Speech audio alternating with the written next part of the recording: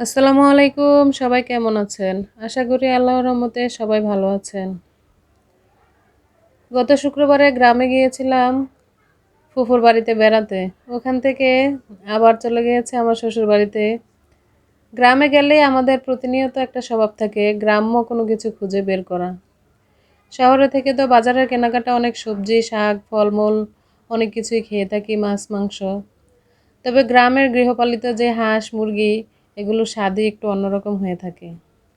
তাই যখনই গ্রামে ছুটে যাই বা কয়েকদিন বেরিয়ে আসি বা একদিনের জন্য যাই, তখনই চেষ্টা করি সাধ্যমতো গ্রামের কোনো জিনিস সাথে নিয়ে আসা। এই তো গত শুক্রবারে যখন গিয়েছিল আমার হাজব্যান্ড, উনি অনেক কিছু খুঁজে নিয়ে এসেছে গ্রাম থেকে, আপনাদেরকে দেখিয়েছি। একটা হাঁস এনেছিল, মুরগি এনেছিল। হাঁসটা বিশেষ করে আমরা প্রচণ্ড শীতের মধ্যেই খেয়ে থাকি। তো এখন যেহেতু গরম ছিল, আজ কয়েকদিন যাবৎ আবার বৃষ্টি হচ্ছে, একটু ঠান্ডা ঠান্ডা আবহাওয়া, তাই ভাবলাম যেহেতু একটু ঠান্ডা, হাঁসটা রান্নাই করে ফেলি।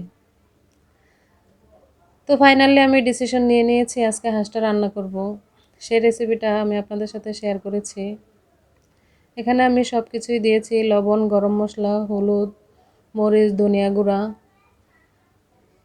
তেল, পেঁয়াজ, রসুন, আদা রসুন বাটা সব কিছু দিয়ে কষিয়ে নিয়েছি।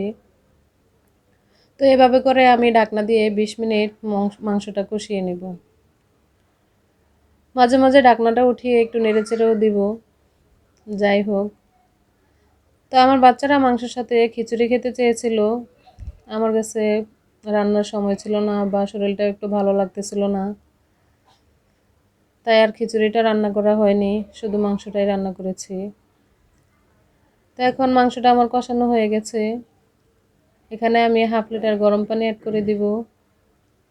যেহেতু হাঁসের মাংস, দেশি হাঁস, সিদ্ধ হতে একটু সময় লাগবে, তাই আমি ঢাকনা দিয়ে রেখে দিব প্রায় আধা ঘন্টার উপরে। এখানে আমি একটা এক্সট্রা মশলা ইউজ করেছি। হাঁসের মাংস থেকে একটা আলাদা স্মেল আসে, তো সেটা আমার কাছে ভালো লাগে না, জানি আপনাদের কাছে জানি না কেমন লাগে। তাই আমি এখানে একটা এক্সট্রা মশলা দিয়েছি। এটা হচ্ছে ম্যাগি মশলা, এটা দিলে ঘ্রাণটা অনেক সুন্দর আসে, খেতেও একটু অন্যরকম স্বাদ লাগে, তাই আমি এটা দিয়েছি, আপনারা চাইলেও দিতে পারেন। তো সর্বশেষে আমি এখানে আবার একটু ভাজা জিরা গুঁড়া দিয়েছি। তারপরে আমি তরকারিটা নামিয়ে পরিবেশন করব। রান্নাটা অনেক সুন্দর হয়েছে এবং খেয়েছি, অনেক মজাও হয়েছে, বাচ্চারা অনেক পছন্দ করেছে। আজকের মতো এখানেই বিদায় নিচ্ছি। সবাই সুস্থ থাকবেন, ভালো থাকবেন। রেসিপিটি কেমন হয়েছে জানাবেন, লাইক, কমেন্ট, শেয়ার করবেন। আল্লাহ হাফেজ।